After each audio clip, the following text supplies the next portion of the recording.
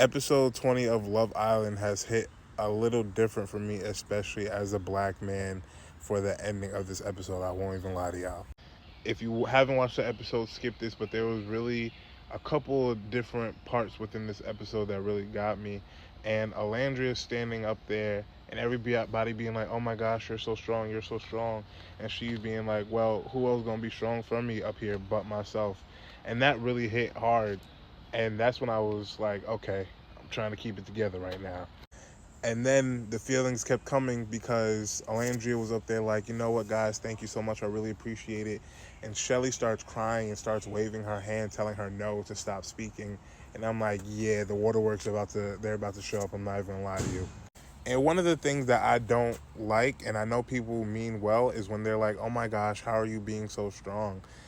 And Alandria's response was, well, I've had to be strong my whole life. And immediately the waterworks started because watching a black woman on TV tell you as a uh, big sister and like just listening her to her story and what she be talking about, it's like, dang, she can't catch a break. And I understand or have an idea or can even see that in the lens of a black man to a black woman, and that just like sucked so much. Even to her being like, I've been trying to find love and do it right for the past 5 years, and I just hopefully it'll be my turn. And that just sucks because you hear black women say that a lot, and it just makes you feel like they feel less than and devalued, in which in retrospect in the world they are. And that is such a terrible thing and such a terrible feeling, and I really really hate that she had to go through that. And then on the opposite spectrum, and I've been seeing people kill the boys for this, and I really don't like it, and that's really why I'm talking about it. But I watched the boys cry that Nick left, and I'm seeing everybody talking about, oh my gosh, the boys are so dramatic, this, that, and third. We call women dramatic all the time, but look at the men, blah, blah, blah.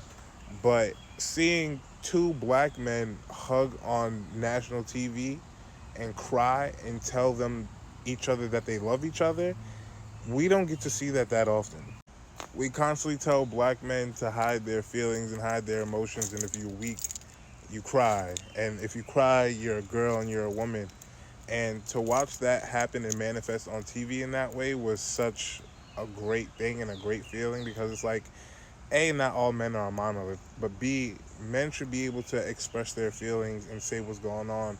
And they're like, people are like, oh my gosh, they're acting like he just died. No, you just lost a close friend or somebody who you considered a best friend. A said, that was my best friend in the villa, and he's now gone. You now have to experience the rest of this experience without your best friend, and I think people don't understand that. So I love that they were able to be vulnerable and sit there and cry. I love that Taylor literally was sick to his stomach, and so was Ace, and they cried.